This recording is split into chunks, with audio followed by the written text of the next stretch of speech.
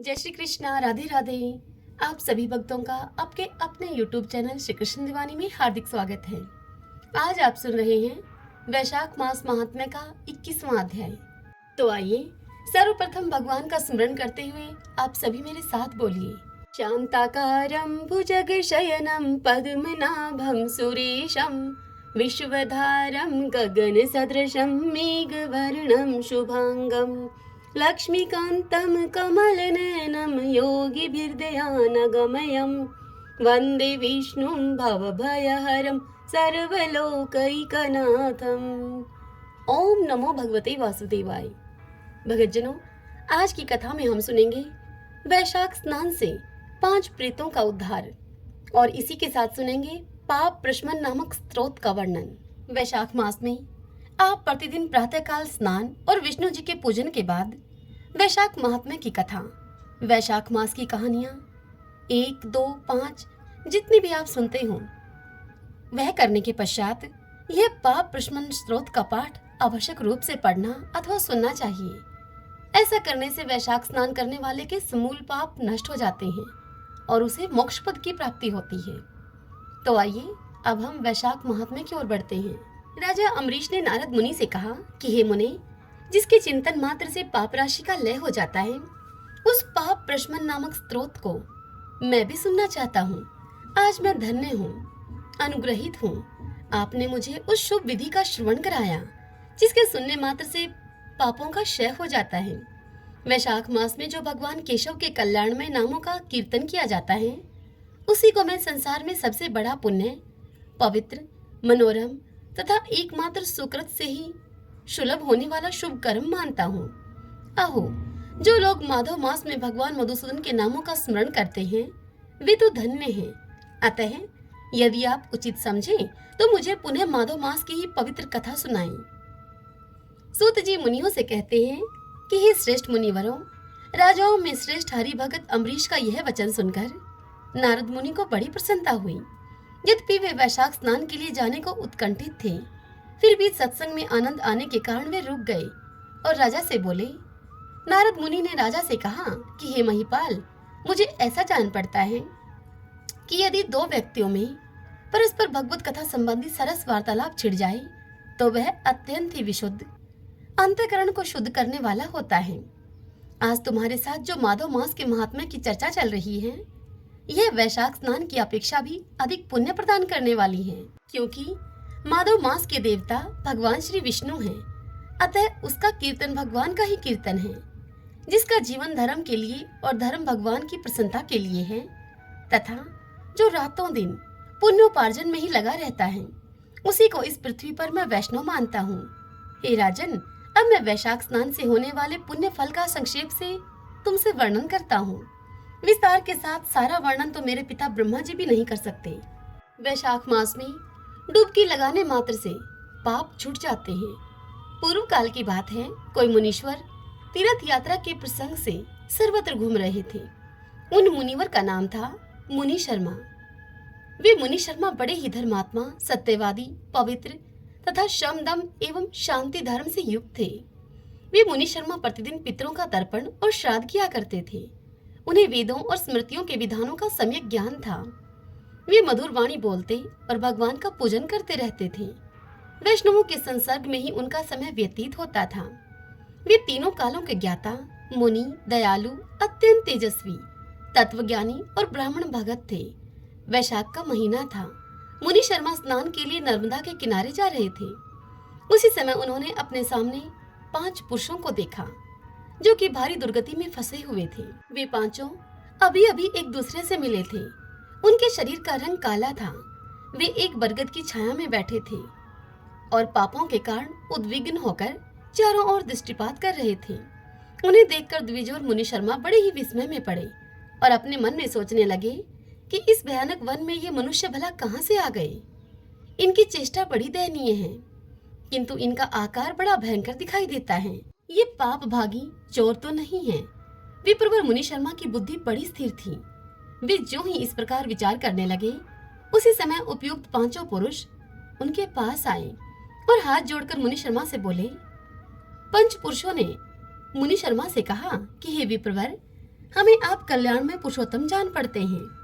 हम दुखी जीव हैं, अपना दुख विचार करके आपको बताना चाहते हैं। हे द्विजराज, आप कृपा करके हमारी कष्ट कथा को सुने। दैववश जिनके पाप प्रकट हो गए हैं, उन दीन दुखी प्राणियों के आधार आप जैसे संत महात्मा ही हैं।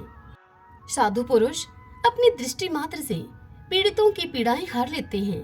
अब उनमें से एक ने सबका परिचय देना आरंभ कर दिया और कहा कि मैं पांचाल देश का क्षत्रिय हूँ। मेरा नाम नरवाहन है। मैंने मार्ग में मोहवश बाण के द्वारा एक ब्राह्मण की हत्या कर डाली।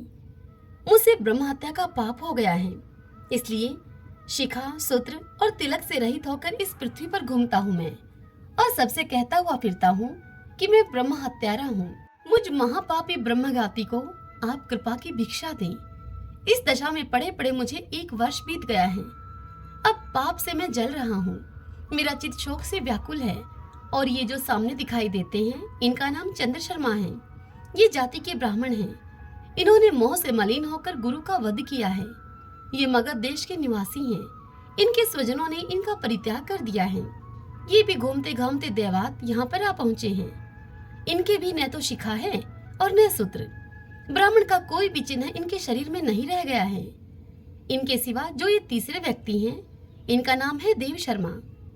हे स्वामिन, ये भी बड़े कष्ट में हैं। ये भी जाति के ब्राह्मण हैं, किंतु मोहवश वैश्या की आसक्ति में फंसकर ये शराबी हो गए थे। इन्होंने भी पूछने पर अपना सारा हाल सच सच कह सुनाया है। अपने प्रथम पापाचार को याद करके इनके हृदय में बड़ा संताप होता है। ये सदा मन संताप से पीड़ित रहते हैं। इनको इनकी स्त्री ने, बंधु बांधुओं ने तथा गांव के सब लोगों ने वहां से निकाल दिया है। ये अपने उसी पाप के साथ भ्रमण करते हुए यहाँ आए हैं। ये चौथे महाशय जाति के वैश्य हैं। इनका नाम है विदुर। ये गुरु पत्नी के साथ समागम करने वाले हैं। इनकी माता मिथिला में जाकर वैश्या हो गई थी। इन्होंने मोहवश 3 महीनों तक उसी का उपभोग किया है, किंतु जब इनको असली बात का पता लगा तो यह बहुत दुखी होकर पृथ्वी पर विचरण करते हुए यहाँ पर आ पहुंचे हैं। हम में से ये जो 5वें दिखाई दे रहे हैं, ये भी वैश्य ही हैं। इनका नाम नंद है। ये पापियों का संसर्ग करने वाले महापापी हैं। इन्होंने प्रतिदिन धन के लालच में पड़कर बहुत चोरी की है। पातकों से आक्रांत हो जाने पर इन्हें स्वजनों ने त्याग दिया है। तब ये स्वयं भी खिन्न होकर दैवात यहाँ पर आ गए हैं। इस प्रकार हम 5 महापापी एक स्थान पर जुट गए हैं। हम सब के सब दुखों से घिरे हुए हैं। अनेकों तीर्थों में घूम आए हैं, मगर हमारा घोर पातक नहीं मिटता है। आपको तेज से उद्दीप्त देखकर हम लोगों का मन प्रसन्न हो गया है। आप जैसे साधु पुरुष के पुण्य में दर्शन से हमारे पातकों के अंत होने की सूचना हमें मिल रही है। हे स्वामिन, हमें कोई आप ऐसा उपाय बताइए जिससे कि हम लोगों के पापों का नाश हो जाए। हे प्रभु, आप वेदार्थ के ज्ञाता और परम दयालु जान पड़ते हैं। आपसे हमें अपने उद्धार की बड़ी आशा है। उन 5 की यह बात सुनकर मुनि शर्मा ने कहा कि तुम लोगों ने अज्ञानवश पाप किया है, किंतु इसके लिए तुम्हारे हृदय में अनुताप है तथा तुम सब के सब सत्य बोल रहे हो।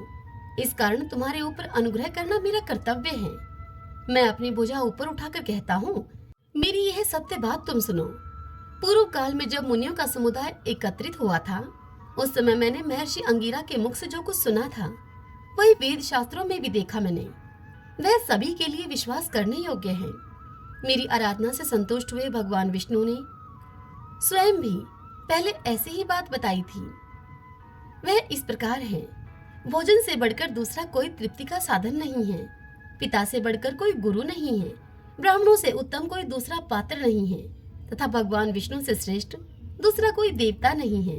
गंगा की समानता करने वाला कोई तीर्थ, गौदान की तुलना करने वाला कोई दान, गायत्री के समान जप, एकादशी के तुल्य व्रत, भार्या के सदृश मित्र, दया के समान धर्म तथा स्वतंत्रता के समान सुख नहीं है। गृहस्थ से बढ़कर आश्रम और सत्य से बढ़कर सदाचार नहीं है। इसी प्रकार संतोष के समान सुख और वैशाख के समान कोई मास नहीं है। वैशाख मास के समान महान पापों का अपहरण करने वाला दूसरा कोई भी मास नहीं है। वैशाख मास भगवान मधुसूदन को बहुत ही प्रिय है। गंगा आदि तीर्थों में तो वैशाख स्नान का सुयोग्य अत्यंत दुर्लभ है। उस समय गंगा, यमुना और नर्मदा की प्राप्ति कठिन होती है। जो शुद्ध हृदय वाला मनुष्य भगवान के भजन में तत्पर होकर पूरे वैशाख मास प्रातःकाल गंगा का स्नान करता है, वह सभी पापों से मुक्त होकर परम गति को प्राप्त होता है। इसलिए पुण्य के सारभूत इस वैशाख मास में तुम सभी पातकी मेरे साथ नर्मदा नदी के तट पर चलो और उसमें गोते लगाओ। नर्मदा के जल का मुनि लोग भी सेवन करते हैं। वह समस्त पापों के भय का नाश करने वाला है। मुनि के यों कहने पर वे सभी पापी उन मुनीश्वर के साथ अद्भुत पुण्य प्रदान करने वाली नर्मदा की प्रशंसा करते हुए उसके तट पर चले गए। किनारे पहुंचकर ब्राह्मण श्रेष्ठ मुनि शर्मा का चित्त प्रसन्न हो गया। उन्होंने वेदोक्त विधि के अनुसार नर्मदा के जल में प्रातः स्नान किया। उपयुक्त पांचों पापियों ने भी ब्राह्मण के कहने से जो ही नर्मदा में डुबकी लगाई, त्यों ही उनके शरीर का रंग बदल गया। वे तत्काल स्वर्ण के समान कांतिमान हो गए। फिर मुनि शर्मा ने सब लोगों के सामने उन्हें पाप प्रशमन स्तोत्र सुनाया। इतनी कथा सुनाकर नारद जी राजा अम्बरीश से कहते हैं कि हे राजन, अब तुम पाप प्रशमन नामक स्तोत्र को सुनो। इसका भक्ति पूर्वक श्रवण करके भी मनुष्य पाप राशि से मुक्त हो जाता है। इसके चिंतन मात्र से बहुतेरे पापी शुद्ध हो चुके हैं। इसके सिवा और भी बहुत से मनुष्य इस स्तोत्र का सहारा लेकर अज्ञान जनित पाप से मुक्त हो गए हैं। जब मनुष्यों का चित्त पराई स्त्री, पराय धन तथा जीव हिंसा आदि की ओर जाए तो इस प्रायश्चित रूपा स्तुति की शरण लेनी चाहिए। यह स्तुति इस प्रकार है। संपूर्ण विश्व में व्यापक भगवान श्री विष्णु को सर्वदा नमस्कार है। विष्णु को बारंबार प्रणाम है। मैं अपने चित्त में विराजमान विष्णु को नमस्कार करता हूँ। अपने अहंकार में व्याप्त श्री हरि को मस्तक झुकाता हूँ। श्री विष्णु चित्त में विराजमान ईश्वर, मन और इंद्रियों के शासक, अव्यक्त, अनंत, अपराजित, सबके द्वारा सत्वन करने योग्य तथा आदि अंत से रहित हैं। ऐसे श्री हरि को मैं नित्य निरंतर प्रणाम करता हूँ। जो विष्णु मेरे चित्त में विराजमान हैं, जो विष्णु मेरी बुद्धि में स्थित हैं, जो विष्णु मेरे अहंकार में व्याप्त हैं तथा जो विष्णु सदा मेरे स्वरूप में स्थित हैं, वे ही कर्ता होकर सब कुछ करते हैं। उन विष्णु भगवान का चिंतन करने पर चराचर प्राणियों का सारा पाप नष्ट हो जाता है। जो ध्यान करने और स्वप्न में दिख जाने पर भी पापियों के पाप को हर लेते हैं तथा चरणों में पड़े हुए शरणागत भगत जिन्हें अत्यंत प्रिय हैं, उन वामन रूपधारी भगवान श्री विष्णु को नमस्कार करता हूँ। जो अजन्मा, अक्षर और अविनाशी हैं तथा इस अवलंब शून्य संसार में हाथ का सहारा देने वाले हैं। स्तोत्रों के द्वारा जिनकी स्तुति की जाती है, उन सनातन श्री विष्णु को मैं प्रणाम करता हूँ। हे सर्वेश्वर, हे ईश्वर, हे व्यापक परमात्मन, हे अधोक्षज, हे इंद्रियों का शासन करने वाले अंतर्यामी हर्षिकेश, आपको बारंबार नमस्कार है। हे नरसिंह, हे अनंत, हे गोविंद, हे भूत पावन, हे केशव, हे जनार्दन, मेरे दुर्वचन, दुष्कर्म और दुष्चिंतन को शीघ्र ही नष्ट कीजिए। हे महाबाहो, मेरी प्रार्थना आप सुनिए। अपने चित्त के वश में होकर मैंने जो कुछ भी बुरा चिंतन किया हो, उसको आप शांत कर दीजिए। ब्राह्मणों का हित साधन करने वाले देवता गोविंद, परमार्थ में तत्पर रहने वाले जगन्नाथ, जगत को धारण करने वाले अच्युत, मेरे पापों का आप नाश कीजिए। मैंने पूर्वाह्न, सायाह्न, मध्याह्न तथा रात्रि के समय शरीर, मन और वाणी के द्वारा जानकर या फिर अनजाने में जो कुछ भी पाप किया हो, वह सब हे हर्षिकेश, हे पुंडरीकाक्ष और हे माधव, इन 3 नामों के उच्चारण से नष्ट हो जाए। हे हर्षिकेश, आपके नामों उच्चारण से मेरा शारीरिक पाप नष्ट हो जाए। हे पुंडरीकाक्ष, आपके स्मरण से मेरा मानसिक पाप शांत हो जाए। और हे माधव, आपके नाम कीर्तन से मेरे वाचिक पाप का नाश हो जाए। मैंने खाते, पीते, खड़े होते, सोते, जागते तथा ठहरते समय मन, वाणी और शरीर से स्वार्थ या धन के लिए जो कुत्सित योनियों और नरकों की प्राप्ति कराने वाला महान या फिर थोड़ा पाप किया है, वह सब भगवान वासुदेव का नाम उच्चारण करने से नष्ट हो जाए। जिसे परब्रह्मा, परम धाम तथा परम पवित्र कहते हैं, वह तत्व भगवान विष्णु ही हैं। इन श्री विष्णु भगवान का कीर्तन करने से मेरे जो भी पाप हों, वे नष्ट हो जाएं। जो गंध और स्पर्श से रहित हैं, ज्ञानी पुरुष जिसे पाकर पुनः इस संसार में नहीं लौटते, वह श्री विष्णु का ही परम पद है। वह सब मुझे पूर्ण रूप से प्राप्त हो जाए। यह पाप प्रशमन नामक स्तोत्र है। जो मनुष्य इसे पढ़ता और सुनता है, वह शरीर, मन और वाणी के द्वारा किए हुए पापों से मुक्त हो जाता है। इतना ही नहीं, वह पाप ग्रह आदि के भय से भी मुक्त होकर विष्णु जी के परम पद को प्राप्त होता है। यह स्तोत्र सब पापों का नाशक तथा पाप राशि का प्रायश्चित है। इसीलिए श्रेष्ठ मुनियों को पूर्ण प्रयत्न करके इस स्तोत्र का पाठ करना चाहिए। हे राजन अम्बरीश, इस स्तोत्र के श्रवण मात्र से पूर्व जन्म तथा इस जन्म के किए हुए पाप भी तत्काल नष्ट हो जाते हैं। यह स्तोत्र पाप रूपी वृक्ष के लिए कुठार और पाप में ईंधन के लिए दावानल है। पाप राशि रूपी अंधकार समूह का नाश करने के लिए यह स्तोत्र सूर्य के समान है। मैंने संपूर्ण जगत पर अनुग्रह करने के लिए इसे तुम्हारे सामने प्रकाशित किया है। इसके पुण्य में महात्म्य का वर्णन करने में स्वयं श्री हरि भी समर्थ नहीं है। हरि ओम तत्सत। ओम नमो भगवते वासुदेवाय। ओम माधवाय नमो नमः। आइए भक्तजनों, अब हम वैशाख स्नान की आज की कथा का श्रवण करते हैं। नर्मदा नदी के तट पर एक बहुत ही पुराना और छोटा सा गांव था। उस गांव में एक वृद्ध वैश्य रहा करता था। उस वैश्य के परिवार में उसकी पत्नी और उसके 2 बेटे और 2 बहुएं थीं। उस वृद्ध वैश्य का प्रतिदिन का एक नियम था कि वह हर रोज नर्मदा नदी के घाट पर जाकर स्नान किया करता था। तत्पश्चात 1 लोटे जल को सूर्य नारायण को अर्घ देता, फिर बड़, पीपल और आंकड़े के पेड़ को सींचता। एक समय की बात है, कुछ दिन के बाद वैशाख मास लगने वाला था। उसकी तबीयत पिछले कुछ दिनों से बड़ी खराब चल रही थी, किंतु वह फिर भी जैसे तैसे अपना यह नियम पूरा कर रहा था। यही सब विचार करके वह एक दिन अपनी पत्नी से बोला कि भाग्यवान, वैशाख मास लगने वाला है और पिछले कुछ दिनों से मेरी तबीयत भी ठीक नहीं है। मुझे ऐसा लगता है कि मेरा नर्मदा नदी के तट पर जाकर स्नान करने का यह नियम अब नहीं रहेगा। अब 1-2 दिन ही वैशाख मास को लगने में बचे हैं। अपने पति की यह सब बातें सुनकर वैश्य की पत्नी उससे कहने लगी कि आप यह सब बात सोचकर इतने दुखी क्यों होते हैं? भगवान की दया से हमारे 2-2 बेटे हैं। आप उनमें से किसी एक भी बेटे को बोल देंगे तो वह आपको नर्मदा नदी के तट से वहां से पानी का एक घड़ा लाकर दे देंगे। यह सुनकर वैश्य कहने लगा कि भाग्यवान, इस बार मेरा ऐसा मन करता है कि हम दोनों जोड़े से वैशाख का स्नान करें। तब वैश्य की पत्नी वैश्य से कहने लगी कि मैं भी यही सोच रही थी कि इस बार हम दोनों जोड़े से वैशाख का स्नान करें। तत्पश्चात वृद्ध वैश्य पति पत्नी ने अपने दोनों बेटों और बहुओं को आवाज लगाई, उन्हें अपने पास में बुलाया। बेटे बहुओं के पास आने पर उन्होंने अपने मन की इच्छा उनको बताई। सारी बात को सुनकर साहूकार का बड़ा बेटा कहने लगा कि पिताजी, आप तो जानते ही हैं कि मैं दूसरे शहर में नौकरी करने के लिए जाता हूँ। हर रोज आवागमन करने के लिए सुबह जल्दी निकलना पड़ता है। रोज सुबह 5 बजे घर से निकलना पड़ता है। इसलिए पिताजी, मैं यह काम नहीं कर पाऊंगा। तत्पश्चात बड़ी बहू कहने लगी कि माताजी, ये सुबह काम पर जल्दी ही चले जाते हैं। मुझे इनके लिए सुबह जल्दी उठकर भोजन बनाना होता है।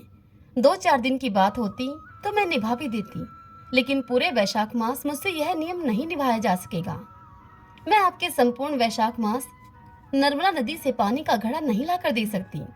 बड़े बेटे और बहू की यह बात सुनकर अब वह वैश्य दंपति विचार मगन हो गए। तब उन्हें उनका छोटा बेटा और बहू कहने लगे कि माँ, पिताजी, आप चिंता मत कीजिए, हम दोनों आप दोनों के लिए नर्मदा नदी से पानी का एक एक घड़ा लाकर दे देंगे। आप दोनों अवश्य ही वैशाख का स्नान कीजिए। ऐसा बोलकर वैश्य के दोनों बेटे और बहुएं अब अपने अपने कमरे में चले गए। तत्पश्चात वैश्य दंपति का छोटा बेटा अपनी पत्नी से कहने लगा कि सुशीला, मेरे मन में एक विचार आ रहा है। तब उसकी पत्नी बोली कि बताइए। तब वह कहने लगा कि हम वैशाख मास में प्रतिदिन माँ और पिताजी के लिए उनके स्नान करने के लिए नर्मदा नदी से जल लेकर आएंगे, तो क्यों ना हम भी वैशाख का स्नान करें। यह सुनकर सुशीला बोली कि यह बात आपने 16 आना सही कही है।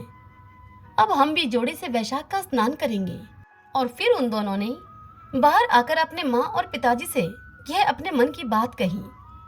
वह कहने लगे कि पिताजी, माँ, हम भी आपके साथ जोड़े से वैशाख का स्नान करेंगे। बेटे बहू की यह बात सुनकर वृद्ध वैश्य दंपति बड़े प्रसन्न हुए। अब क्या था, वैश्य के बेटा और बहू सुबह 4 बजे उठकर नर्मदा के घाट पर पहुंच गए। वहां जाकर वैश्य के बेटे ने मर्दाना घाट पर स्नान किया और बहू ने जनाना घाट पर स्नान किया। तत्पश्चात उन दोनों ने नर्मदा से पानी का एक एक घड़ा भरकर अपने माता पिताजी के लिए लेकर आए। फिर वैश्य दंपति ने उन घड़ों से 2 लोटे जल निकालकर रख लिया। शेष जल से उन्होंने स्नान कर लिया। स्नान के पश्चात लोटों में रखे हुए जल से सूर्य भगवान को जल दिया, फिर पीपल को जल दिया, बड़ के वृक्ष को जल से सींचा और शेष जल उस जल से उन्होंने आंकड़े को सींच दिया।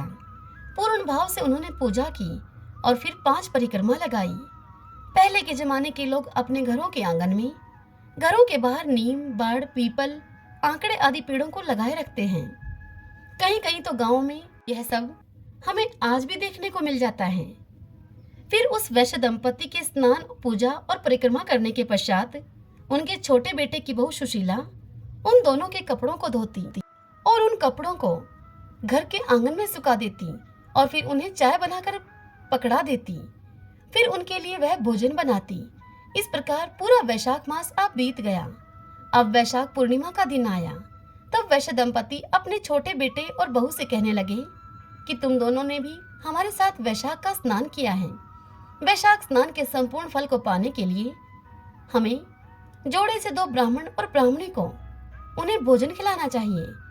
फिर वह बहू से बोले कि बेटा, कल तुम बड़ा भोजन अर्थात सब्जी, पूरी, खीर, हलवा, कचौरी, मालपुआ आदि सब बना लेना।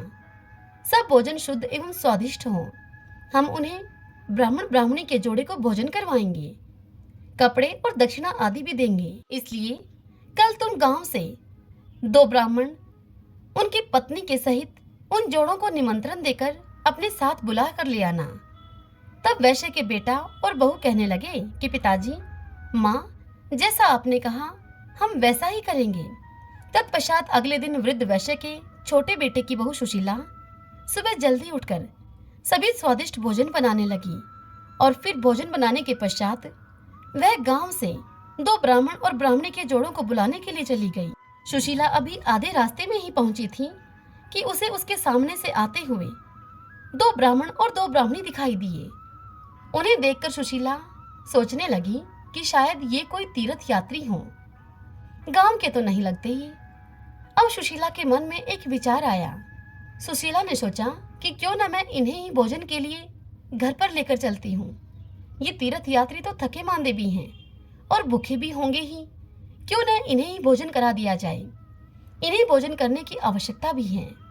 यह सब अपने मन में विचार करके सुशीला ने उन दोनों जोड़ों को प्रणाम किया और फिर उनसे कहने लगी कि पंडित जी, आज वैशाख की पूर्णिमा के शुभ अवसर पर मेरी सास और ससुर 2 ब्राह्मण पति पत्नी के जोड़ों को भोजन कराना चाहते हैं। कृपया आप मेरे साथ मेरे घर भोजन करने के लिए चलिए। सुशीला की इस बात को सुनकर वह पंडित और पंडितानी कहने लगे कि बेटी, हम तो तीर्थ यात्री हैं, हमें भोजन मिल जाए इससे अच्छी और क्या बात होगी भला। तब वैश्य की छोटी बहू उनको अपने घर लेकर आ गई।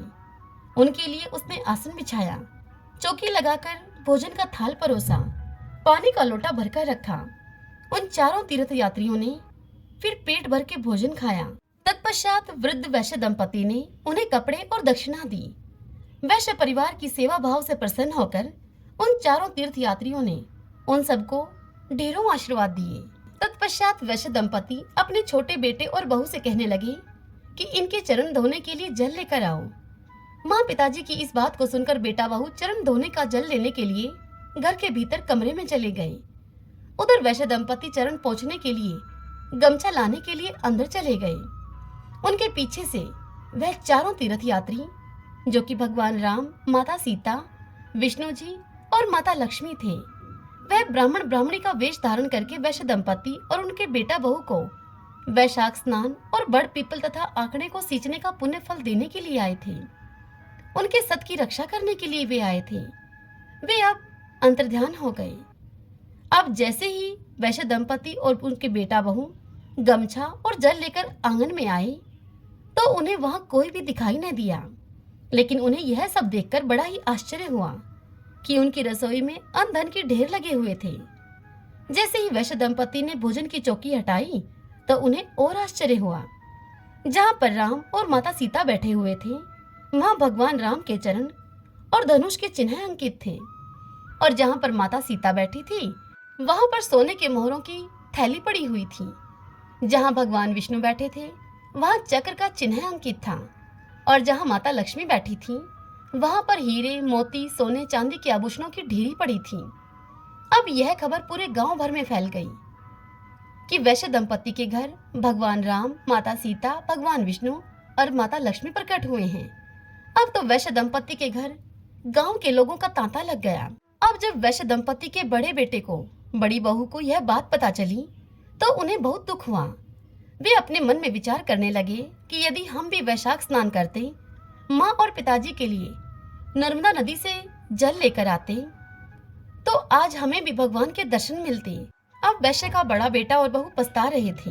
उसी दिन उस वैश्य दंपति ने पूरे गांव भर में यह ढिंढोरा पिटवा दिया कि वैशाख में स्नान करने, बड़ पीपल और आंकड़े को सींचने एवं पूजन करने से घर से गरीबी दूर चली जाती है, घर में अन्न, धन और सुख समृद्धि बढ़ती है।